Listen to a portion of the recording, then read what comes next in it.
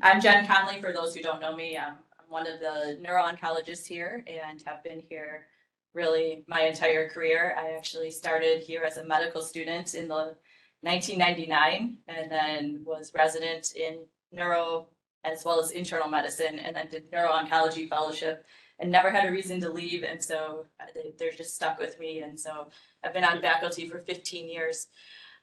So if you have not met me, for the residents, you will probably cross paths with me at some point. So thanks again for joining. My talk is probably a little bit different than what you typically have in neurosurgery grand rounds, but I try to make a few like surgical links. But as Dr. Krukoff can really speak, very team collaborative. It's good that we all know what sort of research we're doing amongst our group. And so this is an opportunity to share what myself and my collaborators have been working on for quite some time. Oh boy, let's see.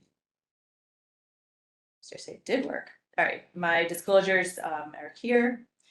So today we're going to talk about, just briefly review glioblastoma, and then shift gears into talking about iron and the importance of iron in general, and then end with a discussion on gallium maltolate, which is currently in clinical trials. So these seem like three very different topics, but I want you really to hang in there with me. So we'll talk about three different stories, a little bit of glioblastoma, a little bit of chemistry, and then gallium. And I really promise by the end of this talk, everything is going to come together and make sense why we're studying gallium maltolate. So first, background of glioblastoma. Probably most of you know this, but this is actually representative of 1 week of clinic for me. These are not all new patients, but this is just the number of glioblastomas I saw in 1 week. And I like looking at this picture because I think it really speaks to the complexities of this disease. Lots of times these are large, heterogeneously enhancing masses. Sometimes they can have very small amount of enhancement, but be very aggressive. And Dr. Krukoff, you're probably recognizing some of these scans, and you know that some of these outcomes, small does not mean that you have a better outcome necessarily. Sometimes they can be multifocal, so even very small volume of enhancing disease, the multifocality by definition leads to a poor outcome. And then once in a while, you have patients where they can't undergo MRIs and they have a CT scan, and this patient here actually has done quite well. So even CT scans, we can monitor glioblastoma. So just a little flavor of my clinical week. So glioblastoma, up until recently has been a histologic diagnosis. It first was identified and classified with Bailey and Cushing in the 1920s. And this is their classification here. And if you look at it, it really hasn't changed much. There's a lot of familiar words here, with glioblastoma really being in the center.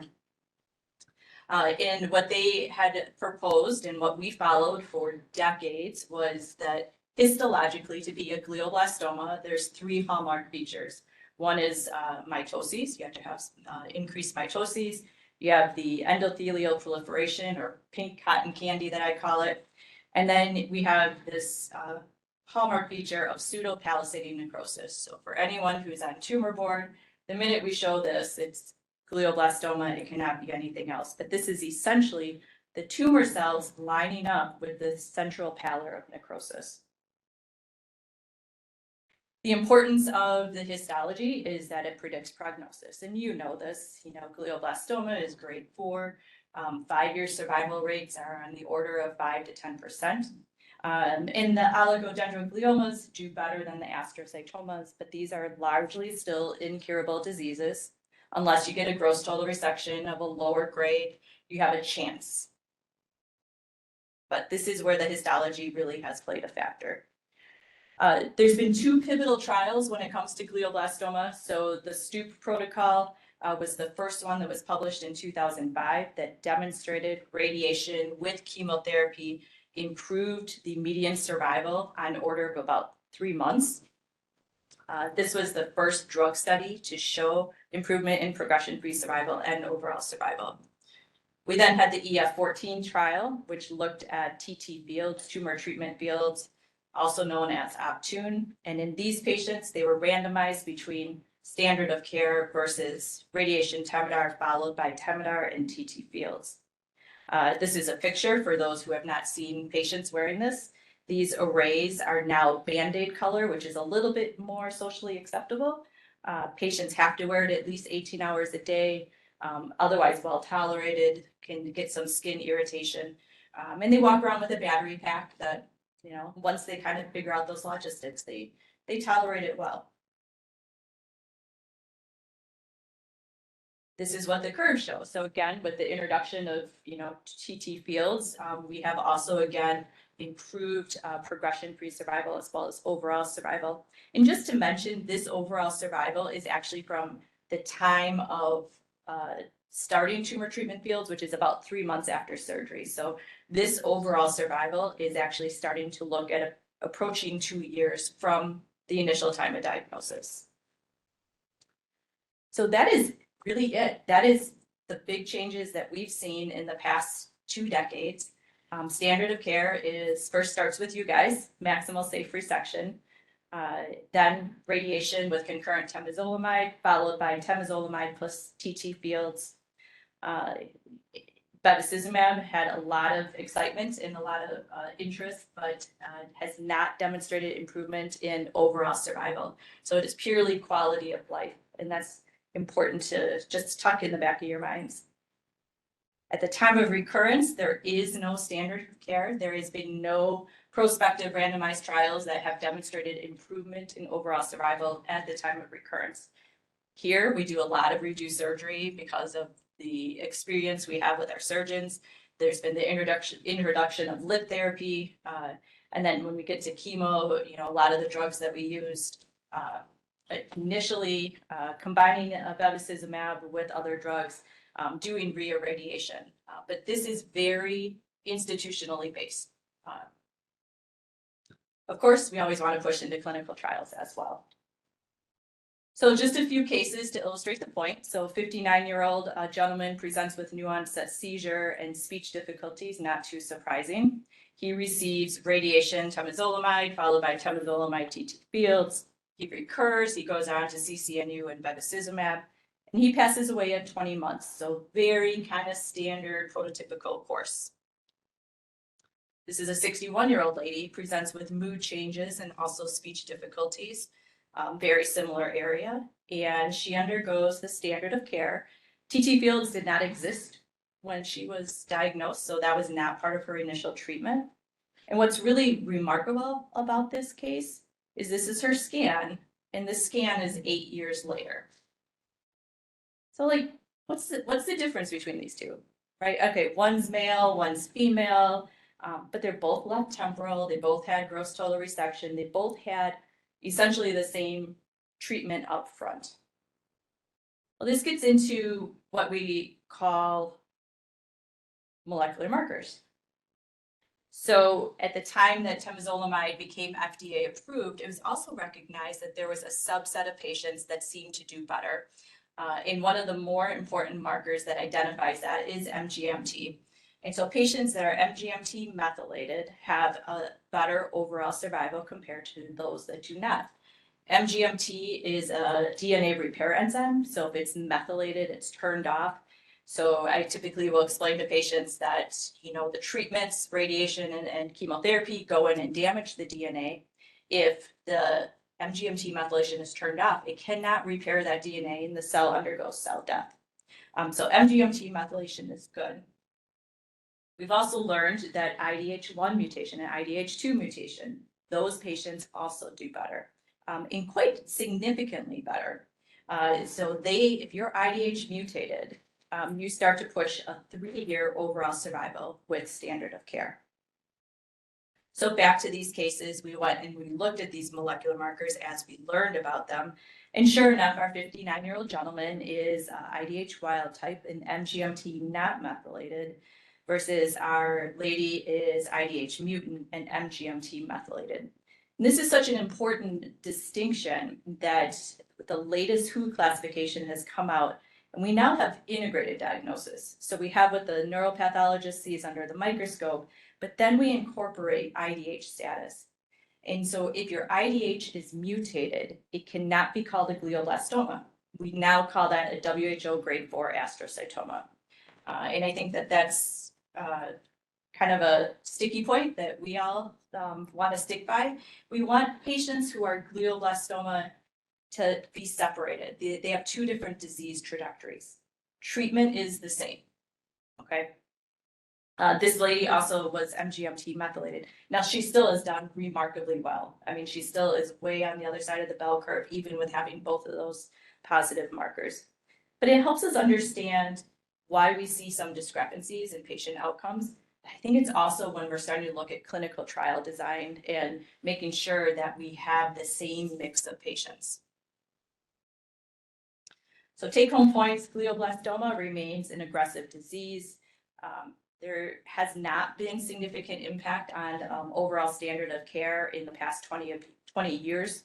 But I do think we're learning more about molecular profiling and trying to predict who's to respond to what treatment and who's to do better.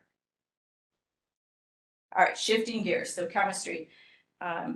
So this is my nod to Breaking Bad because it's probably one of the best series out there. If you have not watched it, find time. I know you don't have time, but it's a good mental break. Got my kids into chemistry quite a bit. So the periodic table. Dmitry Mendeleev was a Russian chemist in the late 1800s, and he sat down and he studied and he saw a pattern. And when he looked at all the known elements that at that time, he noticed that there was sort of this periodicity that you could sort of create this table and classify. And he actually had designed this and pitched it to his colleagues. But there were holes, there were gaps. And he's like, I think there are elements out there that we haven't discovered. And his colleagues are like, no, we know everything. Like, what are you thinking? Like, we know everything there is. And so then he sort of fell away to the side. And about 5 years later, there was a new element, interestingly, it was gallium that was identified. And slowly this table started filling in. And his colleagues started saying, hey, you know what, this guy might be onto something. So as this became more widely accepted, and this is probably the periodic table that you guys may recall, this has really stood the test of time. Now, you may have chosen to forget all of chemistry because do you really need chemistry to do brain surgery? But few things we just have to remind you of. So when you look at the periodic table, anything that is in a row is the same, similar physical properties. They share a lot of characteristics.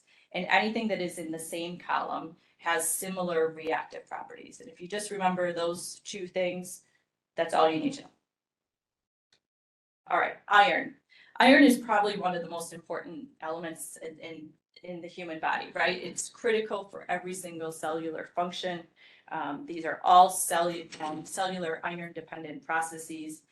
And this is a refresher. Iron binds transferrin. It enters into the cell through transferrin receptors.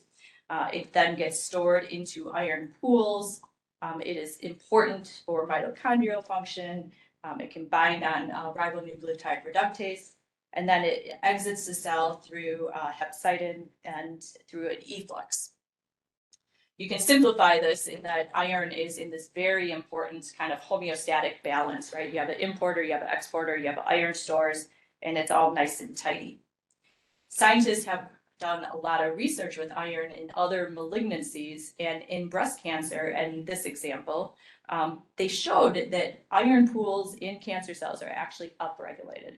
So you have increased iron importers, you have decreased iron exporters, and essentially you're creating an excess of iron pool, and that's fueling these cellular dependent processes, which is critical when you have malignant cells that are doing this rapid turnover. And in fact, they've shown that the more aggressive the breast cancer, the higher the iron expression.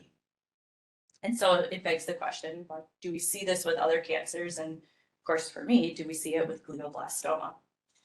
Before we get into that though, let's just take one more stab of iron and looking in the brain. So iron has adverse effects in the brain. It's actually very tightly regulated. And in fact, with other neurodegenerative disorders, excess iron accumulation is part of that process as well. So when we look at Alzheimer's disease, Parkinson's, all of those brains have increase in iron. And then there's the pathognomonic, eye of the tiger scan, that is probably on every single neurology boards. But that has shown that increased deposition of iron in the basal ganglia results in this disorder. Those patients present with dystonia, typically in the pediatric population, and then ultimately develop cognitive decline and dementia. When we look at glioblastoma, we see kind of a similar expression of increased iron uptake. So if we look at purely at transferrin receptors, remember back at that pseudocalcitic necrosis, these are those tumor cells that are staining for transferrin receptors. So glioblastoma has increased regulation of iron. We've also looked at the grade. So the higher the grade of the astrocytoma, the higher the transferrin receptor expression. And it also correlates with overall survival. So patients that have higher transferrin receptor expression have decreased overall survival. And then when we look at the brain itself, it's interesting that endothelial cells outside of the brain have no transferrin receptors, but once you're in the brain, there is transferrin expression. And this stain here is actually staining for this brain vascular endothelial lining. And you see that there's increase in transferrin reception. So again, it gets back to this idea that iron is critically balanced in the brain. The thought is that glioblastoma cells increase the transferrin receptor expression. This is the stain. So there's the glioblastoma. Here's normal brain that lacks that expression.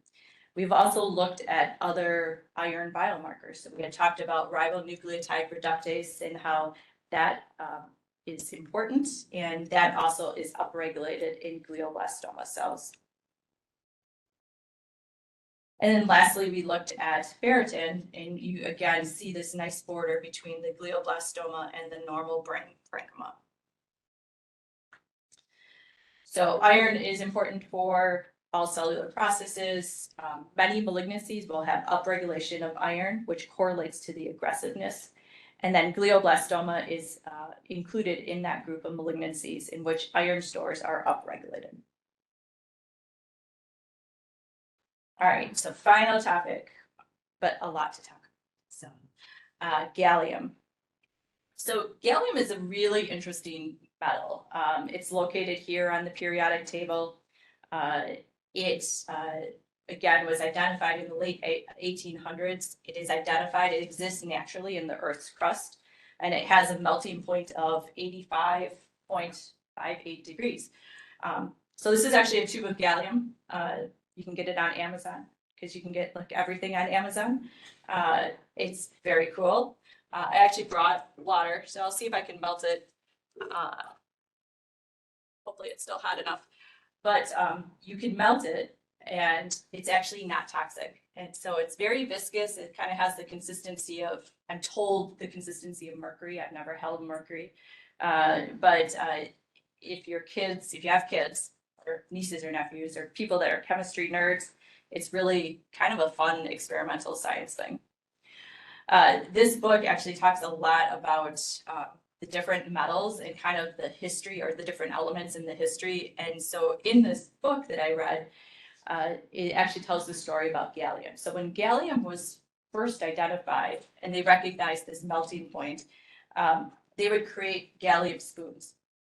And the chemists would all get together in their lab, and they would take their junior partner, so you can take your intern, and you would sit down for tea, because we all have time for tea these days, and you would give them one of these spoons, and they'd stir in their sugar, and then they'd pull it out, and it would be gone. And everyone would just laugh, and the intern would be like, "Oh my God, what happened to my spoon?" And but it was just these little tricks that they played on it. So again, if anyone is really interested in kind of the backstory of chemistry and all these things that are done, it's really a fascinating book.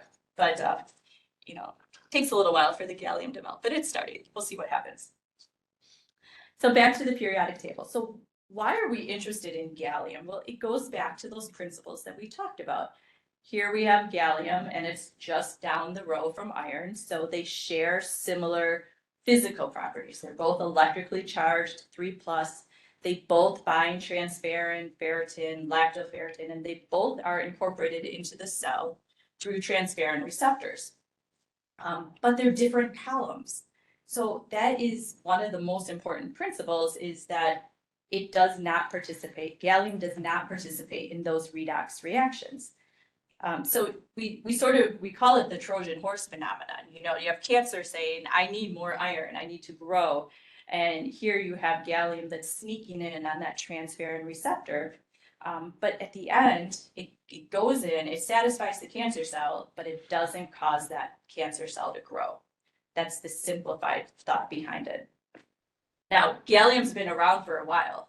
It actually was first used in kind of a diagnostic avenues, and actually gallium is used in many places around the world.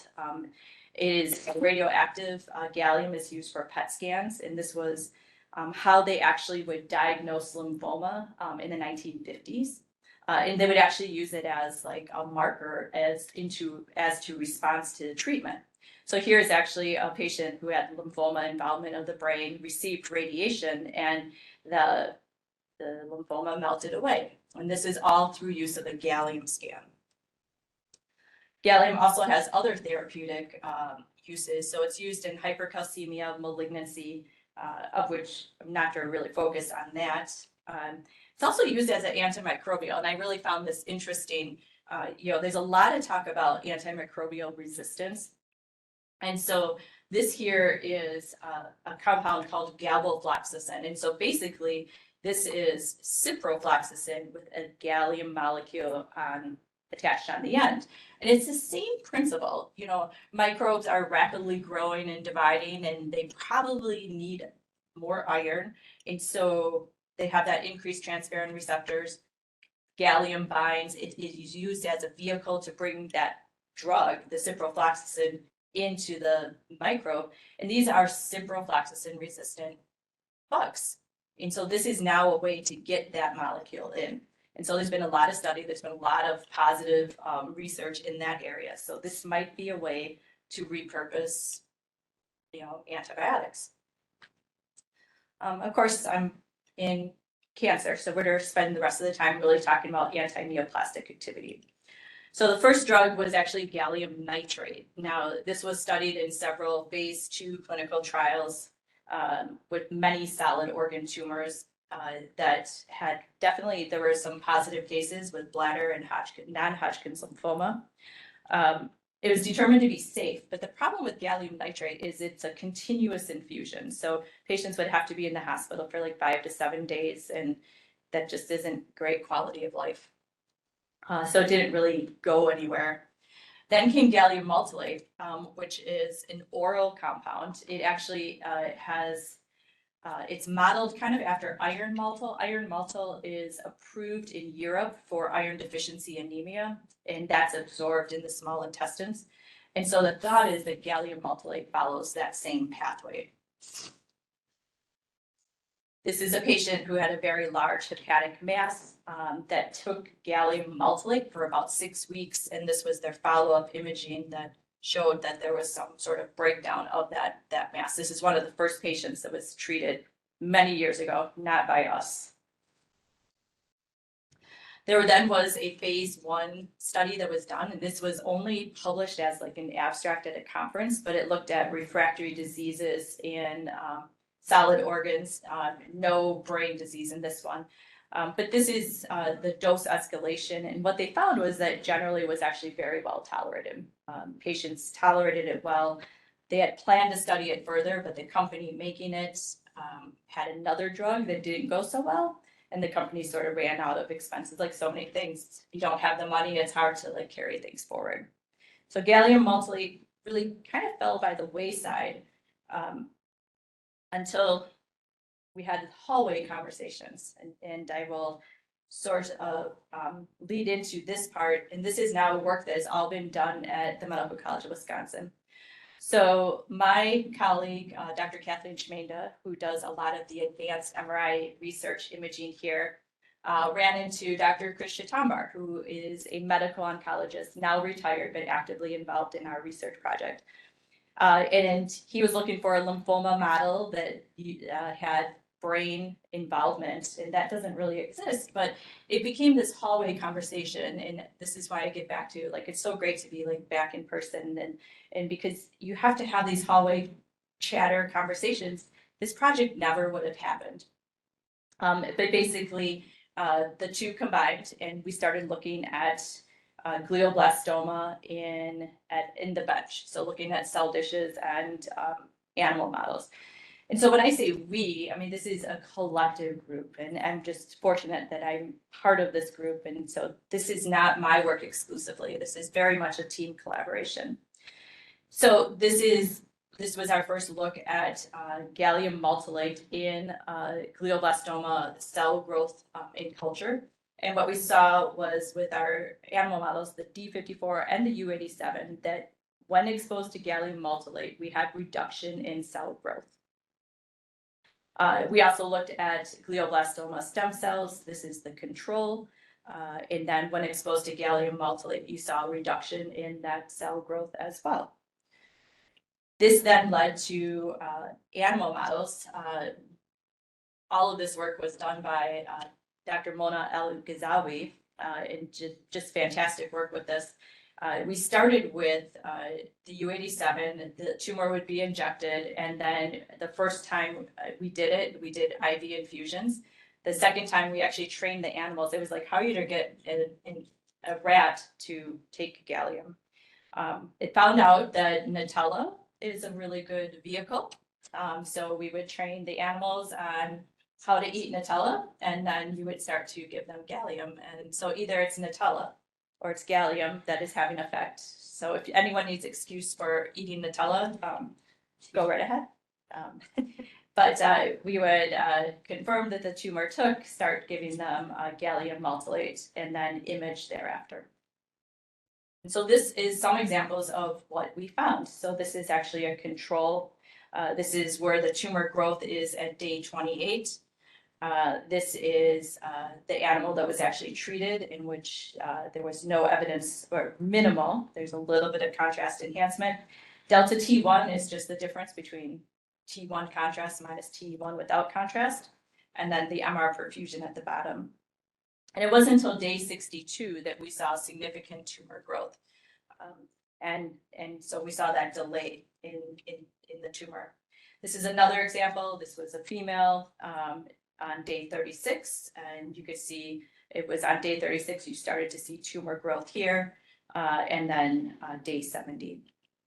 When you looked at all the animals over time, there was a significant delay in the tumor volume with the animals treated with gallium maltolate, and this was statistically significant.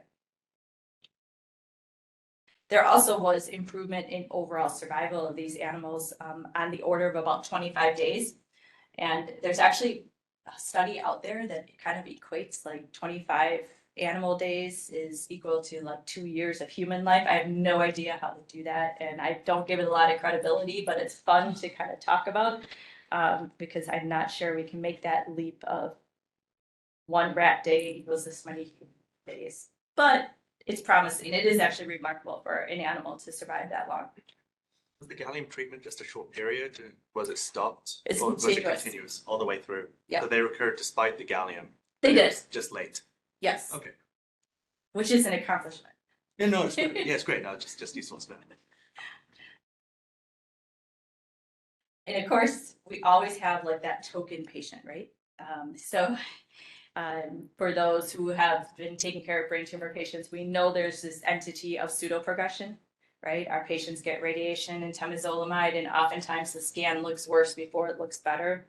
And this was one particular animal in which we had that case. The tumor was growing, and they were receiving gallium maltolate, but the animal looked healthy. They were walking around fine, they were eating fine, there was no sign of like neurologic deficit, despite that scan on day 43. And when the scan was done on day 50, it was gone.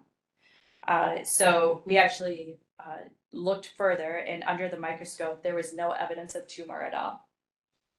So we all have that one patient. This is our one animal patient, and it was exciting to see. And we said, you know what, we've had enough working with rats, and it's time to start moving this to bedside. And so this is truly translational research. You know, this has been done over an 8-10 year period. It is a long road. It is lots of research. Of course, we had COVID in the middle, but it just is phenomenal to be able to share like the phase 1 data. So about 18 months ago, we actually started the phase 1 clinical trial. The primary outcome is actually to determine maximum tolerated dose, very standard phase 1 approach, looking at safety and tolerability, and then also, you know, seeing if there's some inklings of some sort of tumor response or stability. And so some of the data I'm presenting, you guys are like the first to see and hear, and so hopefully you can appreciate that. So this is actually the gallium maltolate. We started with 3 dose levels. We started at 500, then worked to 1,000, and then 1,500. And that was based on that original prelim phase 1 study that another institution had done. Gallium's taken once a day on an empty stomach and taken every single day, so 28 days on a 28-day cycle. We kept the criteria actually very wide open. So any patient with recurrent glioblastoma, they had to have had radiation and temozolomide, but they could also have had Avastin or bevacizumab. There was no excluding factors in that. And they had to have measurable disease or pathologic confirmation. We had to change this protocol because our surgeons were too good at taking out the contrast enhancement that after they went to the OR, I had no measurable disease, and there were patients that we couldn't enroll. So Max is smiling over there. Blush. That's why we have amendments. So we amended the protocol, and it's been great. So here we are. So we have screened 55 patients. We consented 18. 14 are evaluable. So if they did not complete 2 cycles, they're not included in sort of our safety and toxicity tolerability. This is our patients, not in order. This is from the number of months on treatment. And currently we have 3 patients who are still taking drugs and have stable disease. So again, we're not powered to look at outcomes, but you want to start. I mean, everyone's looking, like, how are people doing? Well, to put it into perspective, historically, after first recurrence, median progression-free survival is 1.5 to 6 months. And so when you look at it this way, you can see that there seems to be some patients that are driving benefit. What does this look like? Well, here are a few of our patients with stable disease. Tissue or this measurable disease here, stable actually for quite some time, maybe a little bit of smoldering disease, but really overall stable. This was actually stable at 28 weeks, but then developed new contrast enhancement anterior to that area. He went to the OR and it was confirmed to be recurrent disease.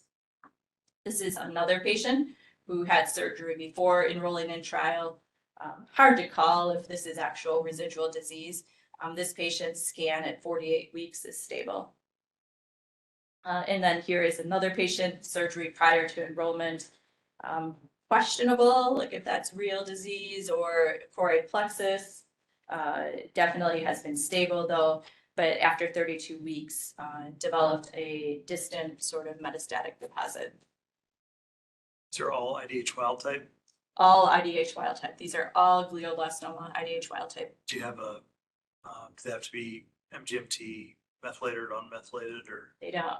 I'll get to that. Does the TERT mutation matter? Haven't looked at that yet, but definitely it's on the list. So while patients tolerate or seem to have some response, it's all about tolerability, right? I always say we can kill GBM. There's no problem with that, but we don't want to kill the patient at the same time. So I had to include this quote from a patient because this is a patient who is on the 3rd dose level, so was getting 1,500 milligrams a day. and sent a message. She said, I don't feel sick. What's wrong? Like, I'm concerned I don't feel sick. My husband is worried about me because I don't look like I have cancer. What's going on? And it just is, that has been the experience. Patients seem to tolerate the drug well. Many patients are like, this was way easier than radiation and temozolomide. I've had patients who have radiographic progression, but are feeling well, and they're like, but I don't want to stop drug. And I'm like, well, we have these criteria, like, you have findings concerning for progression. The other thing is no laboratory toxicities. One would think if you're playing with iron homeostasis, like these patients are become anemic, need transfusions, none whatsoever. We do see drops in ferritin, so that's a sign to me that it is truly being absorbed, but otherwise no laboratory toxicities. But this is not the end all be all cure. I'm not trying to claim that at all. This is some examples of patients where things didn't go well, where they progressed really quickly. And these are patients, who had surgery prior to enrolling in trial, and 8 weeks later and 12 weeks later, has evidence of progression. And in fact, I think this patient went back and pathologically confirmed that it was progression. So how is it, some patients maybe derive benefit, but some don't. This one here, distant met 8 weeks later. And this here, again, a great surgery, and then 8 weeks later, significant increase in that volume of contrast. So started looking at some of these prognostic variables. Gender, women tend to do a little bit better than men in general. Men tend to be, there's a higher proportion of men diagnosed with glioblastoma compared to women. This is our patient population. We have a few more men than women, but evenly distributed across that population. This is looking at age. Are we selecting, only the young patients to do well? Well, we have young is under the age of 40, and then old is over the age of 70. So we have a couple of young, we have one older patient, and that does not seem to be a factor. Looking at MGMT, we do have 4 patients that are MGMT methylated, one of which is doing well, others that didn't. So MGMT is not, again, none of this is statistically significant, but you start looking for trends. And then looking at number of recurrences, so that green bar there, that 1.5 to 6 months, that's after first recurrence. But we actually have patients who have had a couple more recurrences. And so, it's interesting, this one patient here with 4 recurrences, and why was that patient seem to have some stability of their disease? And then for you guys, I purposely looked at, how does redo surgery fit into this? So a lot of our patients had redo surgery before enrolling in trial. And so is that playing a factor or not? And then volume of residual disease.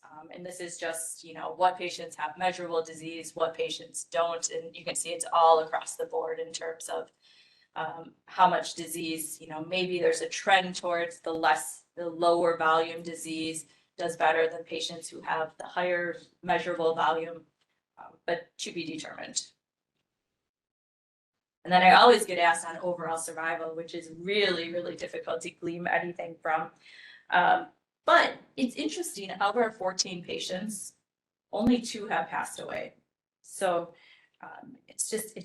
it kind of adds a little perspective in how is this factoring in. And historically, after first recurrence, median survival is on the order, median overall survival is 2 to 9 months. So I think promising there is that just we're getting better with other treatments, what other treatments they go on to. Is it that patients that enroll in clinical trial naturally are doing better, naturally have a better performance status? There's always those variables that have to be factored out. Are all these patients off of Optune? Correct. You cannot do Optune or TT fields on study. So ongoing work. We're busy. So the first thing is we've met that 1,500 milligrams and patients are tolerating it well. And so we don't think we've actually met the identified the maximum tolerated dose. So we just got approval today from the IRB to add our 2 additional dose levels at 2,000 and 2,500. I do think we're starting to see a little bit of diarrhea, a little bit of GI toxicity, but we'll see. I think we'll sort it out between these two doses.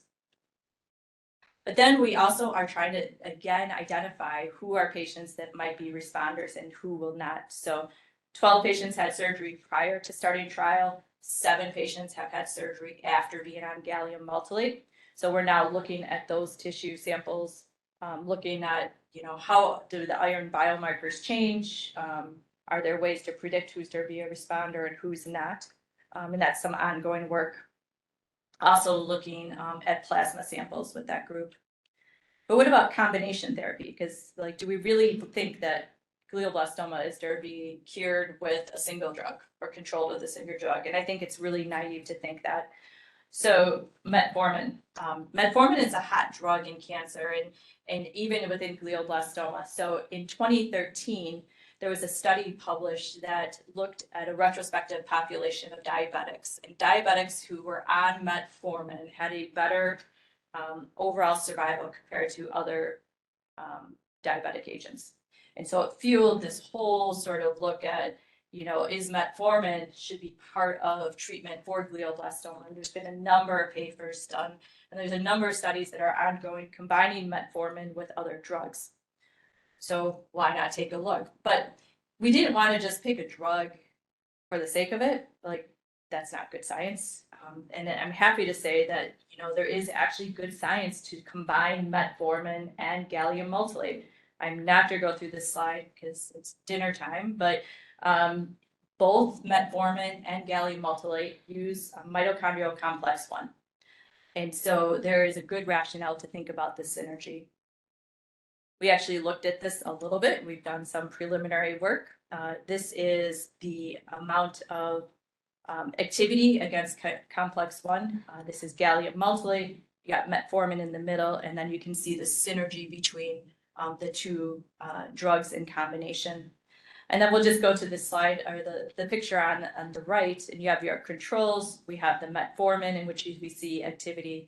You have the gallium maltolate in which we see activity, and then you see the combination that there does seem to be synergy behind that. So this is where our program is at, and this is a decade plus in the making. We have our gallium maltolate phase 1 trial that we are planning to move to the phase 2, and that is the goal is to submit that for next year for R01. But there's a lot of work going on in the meantime, looking at new combinations and formulations. That's where the metformin comes in, and we've just got funding to start doing the animal models of that. Ultimately, the goal would be to lead that into a combined phase 1 trial, maybe look at malignant gliomas in general, not just glioblastoma.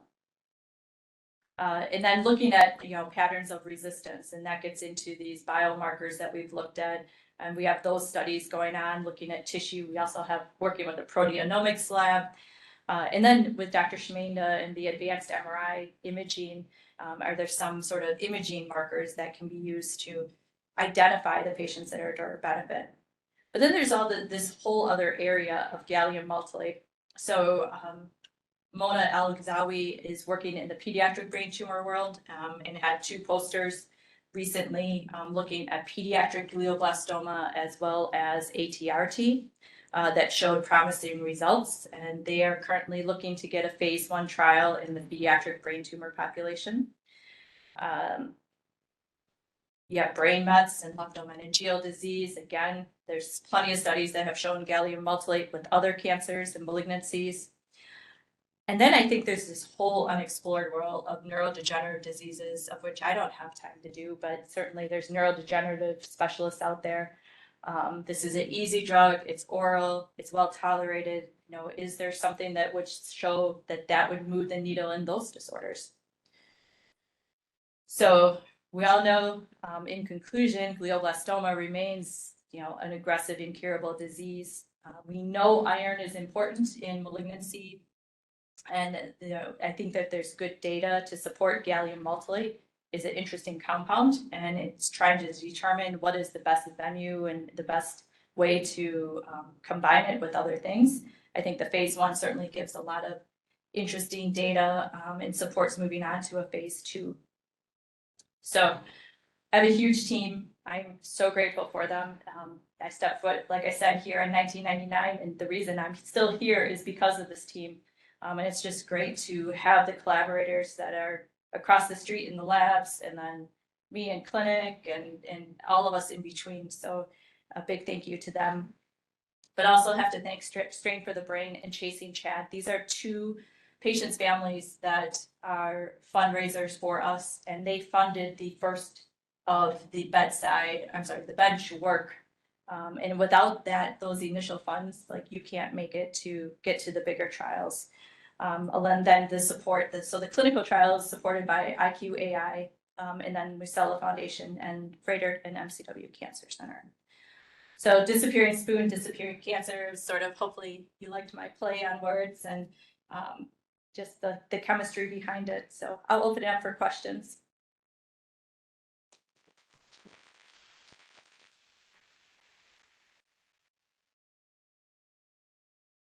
I have a question. Before starting the phase 1 trial, was there any dose-dependent response that you found for the Gallium? That's a great question, and we get asked that quite a bit. We did not do like a dose escalation in the animal models. I think part of it is funding and dollars, and also in cancer, there's been a big push to not spend as much time in the basic science lab and to get drugs to bedside faster. And we felt that, just given the track record and the history, we already had that phase 1 that was done in solid organs and that the drug was well tolerated. We felt like moving it to bedside more quickly was the good thing to do. They look at the biology of, so when they gave the drug to the rats, they had recurrence eventually. Did they look at the biology of the tumor when it recurred? Because it strikes me that you have the human correlate, because you have 7 patients that underwent resection after gallium. So can you compare changes in molecular biology that happen when tumor occurrence? And like the other question is, what's the molecular background of the U87 defect? I don't know.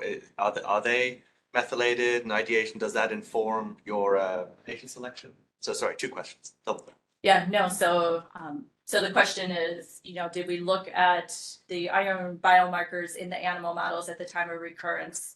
And I don't think we did. And part of it, I'll keep coming back to money, and it because those stains, it takes money. And then I believe the U87, I believe they're all IDH wild type, and MGMT unmethylated would be my guess.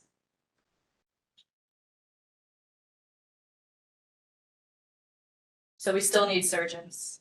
We still need you guys. So, but hopefully good partnership. For long, hopefully.